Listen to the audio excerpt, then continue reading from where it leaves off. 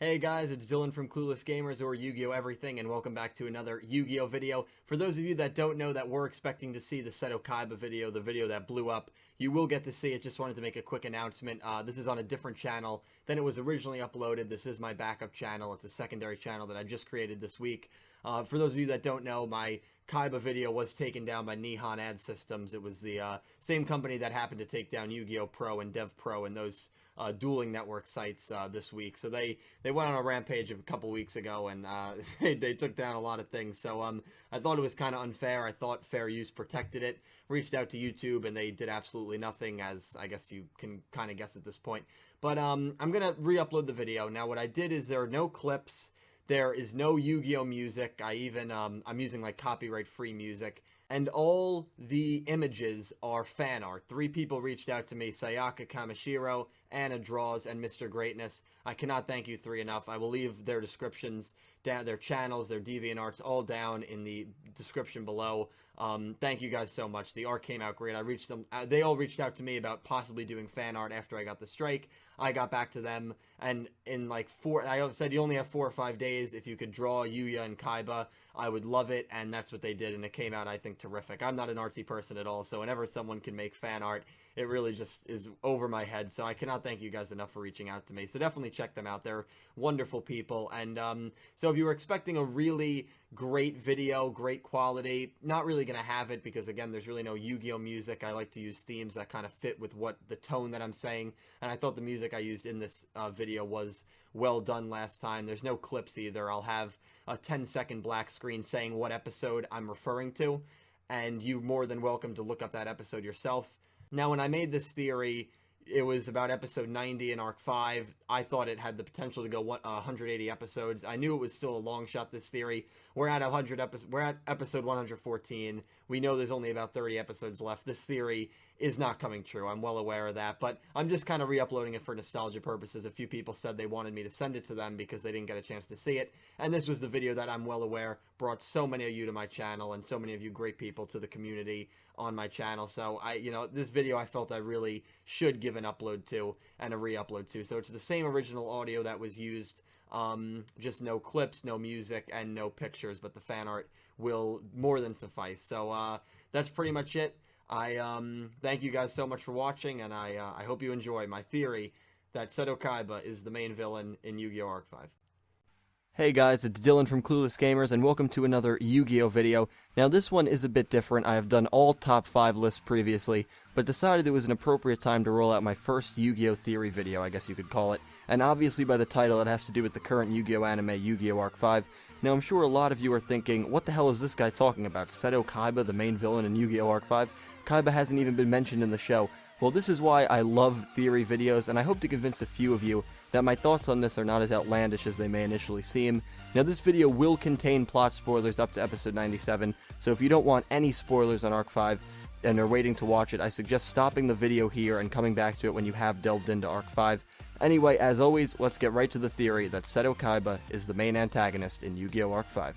So where do we start with this crazy theory? Well, I think an appropriate place to look is right at the current antagonist in Arc 5.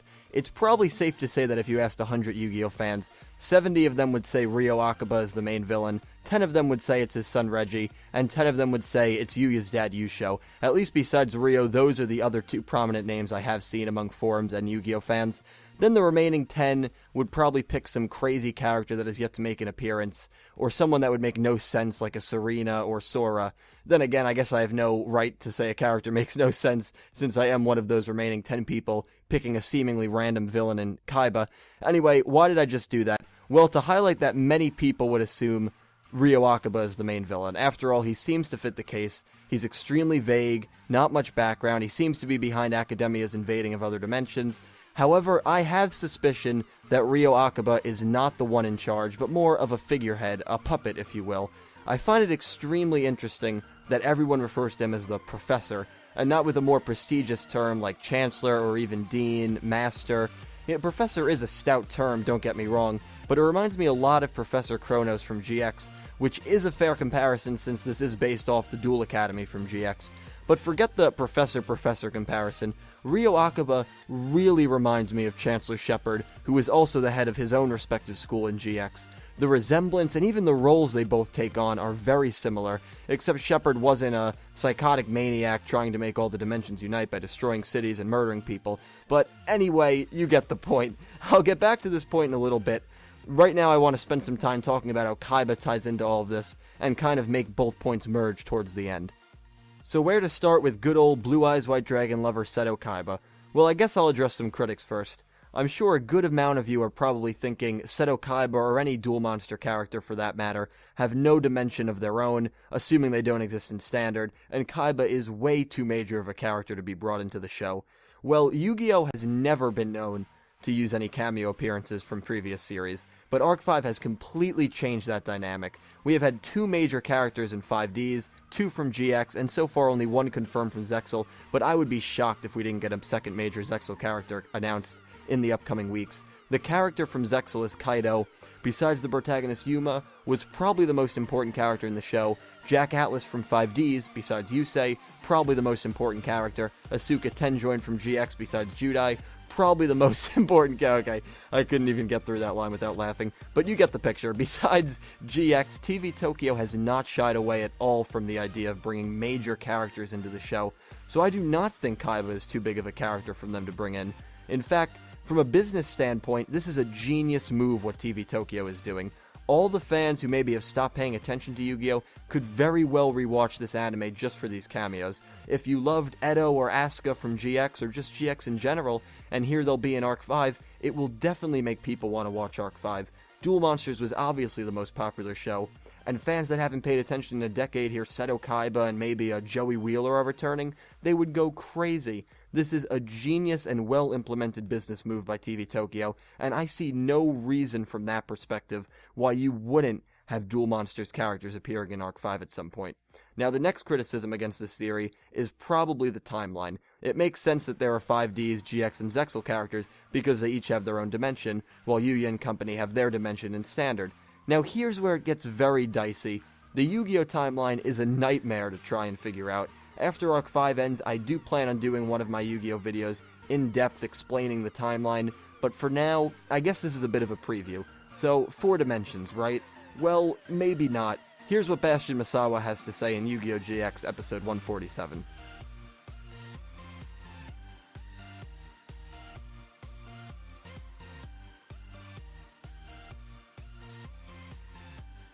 So there you go, 12 dimensions, not 4. And I know you can argue that Arc 5 and GX are on different timelines, but this picture would suggest something else entirely. Notice the last required class to take at the Leo Duel School. They all seem to be based off of a previous protagonist, suggesting that this is the same dimension GX took place in, just way, way in the future. Yet how else would the school know about, super polymerization and the adventures of, Yusei Fudo and Yuma Tsukumo? It's all right there.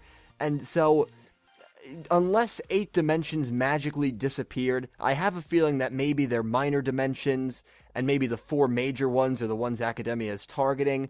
I don't want to spend too much time on this in this video, but the point I'm trying to make is Arc 5 takes the timeline and flushes it down the toilet. You really cannot and should not be surprised if anything crazy happens, including the infamous Seto Kaiba making an appearance as the main villain.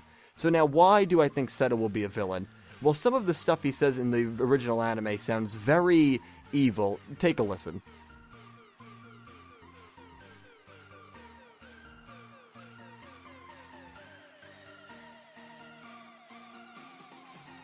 So in that clip, he talks about craving the power to dominate everything. Maybe dominate every existing dimension and become the one universal leader. We all know Seto had a massive craving for power more than anything else, and let's see what he does when he loses his own tournament during the Battle City arc.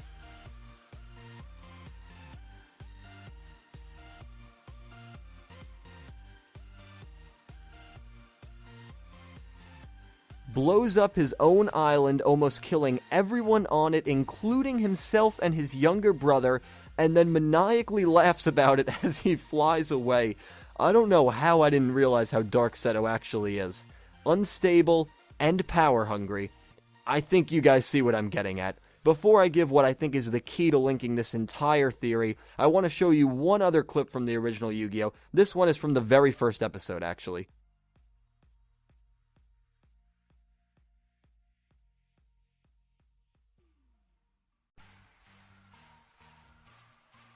So even after Yugi shatters the evil in Kaiba's heart, he is still a very twisted human being. Now, why did I just show you that?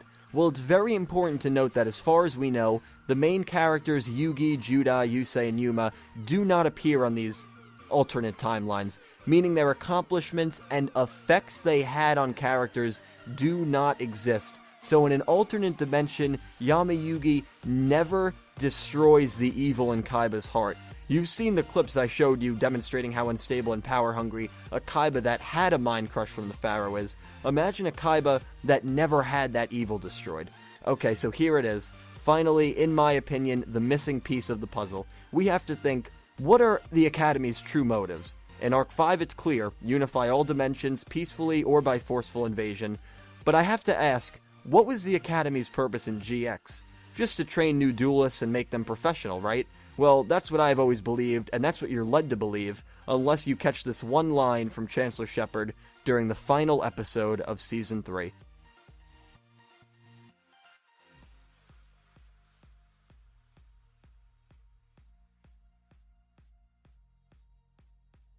That's right, the main goal of the Academy in GX was not to open its doors with open arms and take in a bunch of young duelists to train them and turn them into pros. It was to learn more about the dimensions. Now, remember the point I made about Ryo Akiba and Chancellor Shepard in the beginning about both of them being puppets? Not being the true leader of the current mission, but just a figurehead? Well, here's the bombshell that I'm sure most of you already know. Who opened the Academy in GX? Who owns Duel Academy? The building on the private island whose sole purpose is to learn more about the other dimensions. That's right, Seto Kaiba. Kaiba is already linked to Duel Academy in the Yu-Gi-Oh! Timeline. It's his company. He opened it because he wanted to learn more about the other dimensions. Now, possibly a different version of Kaiba, whose evil is uncontained because of Aten's absence, is running rampant and has gotten all the information he needs to know about the other dimensions. To learn how to teleport back and forth, to learn how to invade, to learn how to conquer, to learn how to unify, and become the one true leader of the entire Yu-Gi-Oh! Universe. So guys, I really hope you enjoyed. Obviously, if you were watching this after Yu-Gi-Oh! Arc 5 has ended and this didn't come to fruition, I'm sure I look and sound like a fool, but I do hope a few of you can say, this is definitely more possible than you probably thought it was when you first saw the video title. Please subscribe to the channel for weekly Yu-Gi-Oh! Videos and breaking Yu-Gi-Oh! News updates, and most importantly, let me know what you thought of this theory, and what are your theories about who the main villain is. You know I love hearing from you guys. Any suggestions, please leave them down below, and as always, thank you guys so much for watching. I will see you next time.